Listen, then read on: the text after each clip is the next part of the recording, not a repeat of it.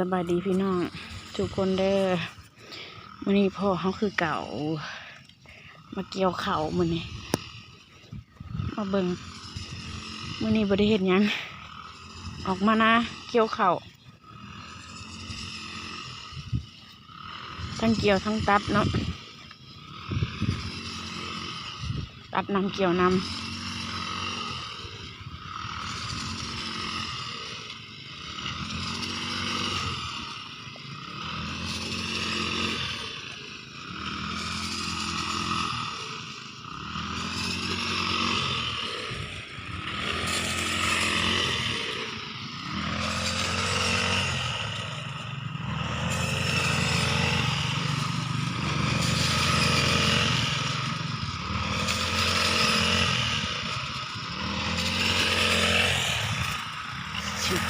ชีวิตของชาวนา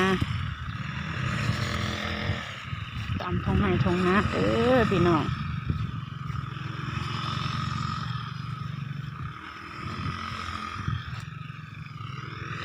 นี่ก็จะสิตัดแบบนี้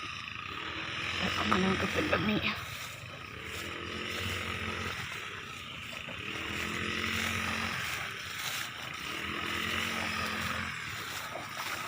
เกี่ยวน้ำตัดน้ำมือ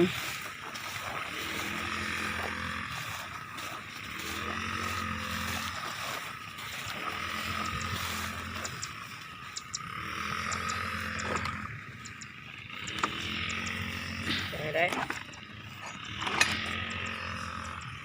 จักละให้หน่อยให้ใหญ่คุณหรือเปล่ามีน้ำบ่จักแค่นี้นะ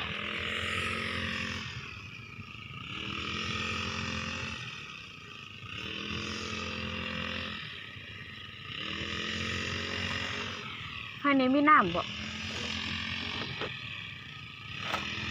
เกี่ยวให้น้ำร้อนเลยเกี่ยวยังให้น้ำร้อนไปให้เราตัดหรือวะ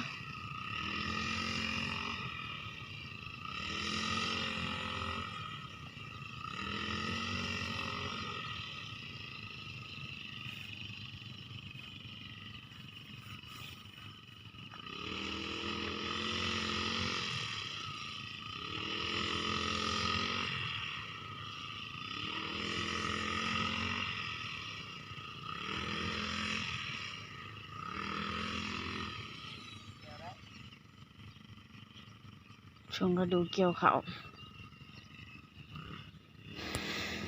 หน้าแซงก็จะสิตัดออกเป็นพรแบบนี้แหละมันเลี้ยนไป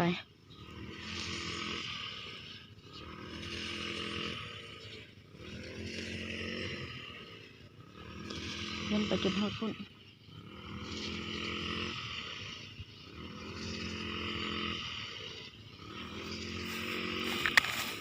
พามาเบิ่งก่อน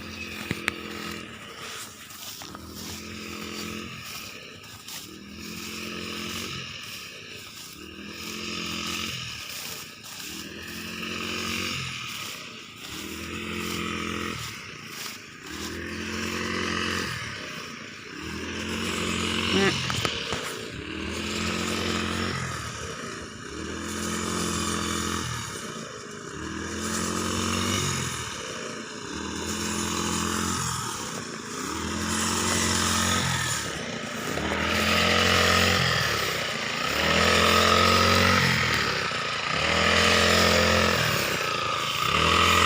พี่น้องเด้อเบิ่งเด้อ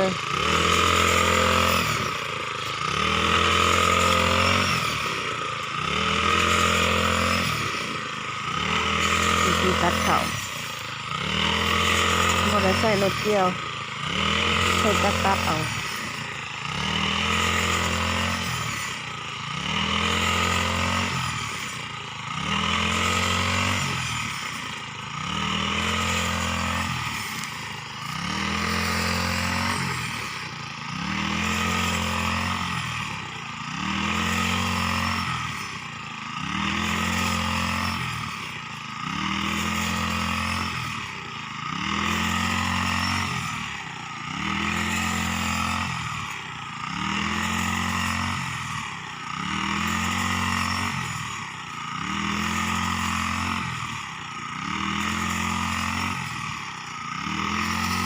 ตอนแรกมันก็จะออกมาเป็นแบบนี้ เป็นเรียนกันไปแบบนี้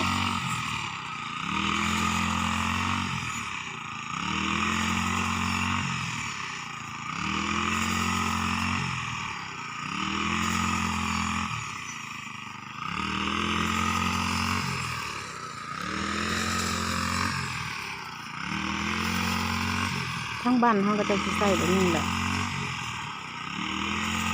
ใส่จักตัด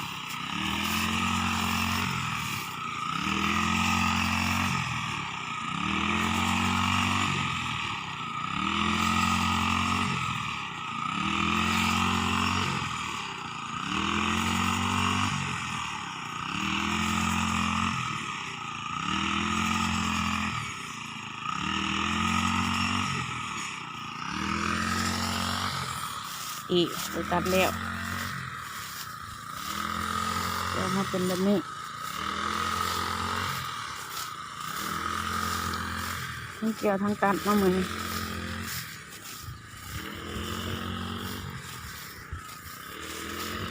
เดี๋ยวน้ำตัดน้ำ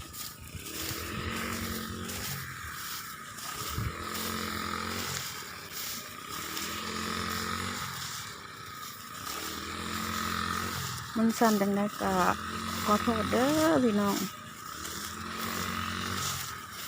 บ่มีไม้กันสั่น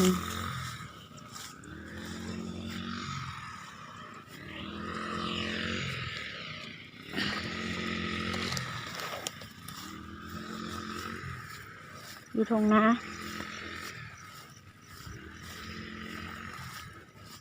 เกี่ยวเขาทั้งเกี่ยวทั้งตัดเหมือนนี่ผู้ตัดกับผู้หนึ่งผู้เกี่ยวกับผู้หนึ่ง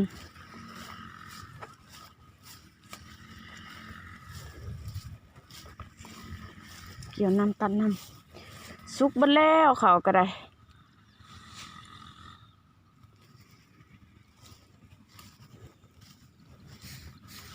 เกี่ยว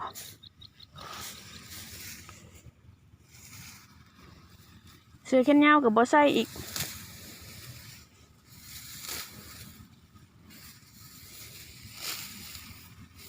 อืม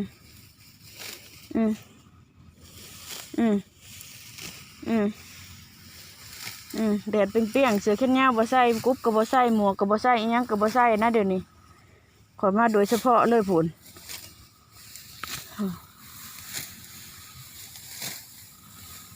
อยู่ทางพูนอ้ายเป็นคนตัดอยู่ทางพูนอ้ายตัด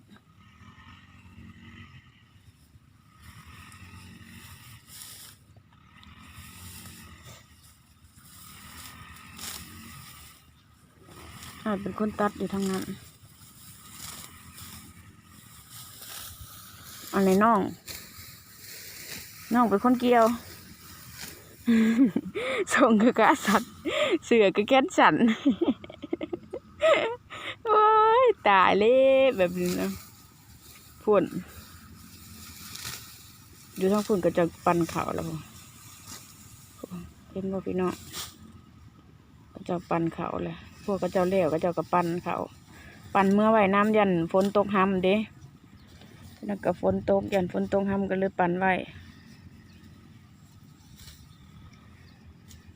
เก็บเขาเมื่อนำ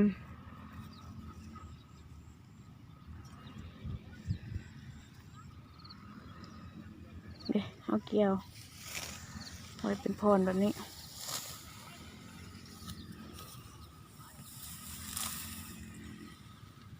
ขอปิดคลิปเพียงเท่านี้เด้อพี่น้อง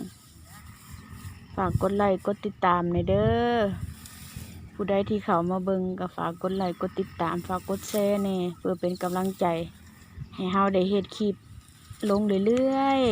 ๆให้พี่น้องเฮาได้เบิ่งกันทุกคนเนาะ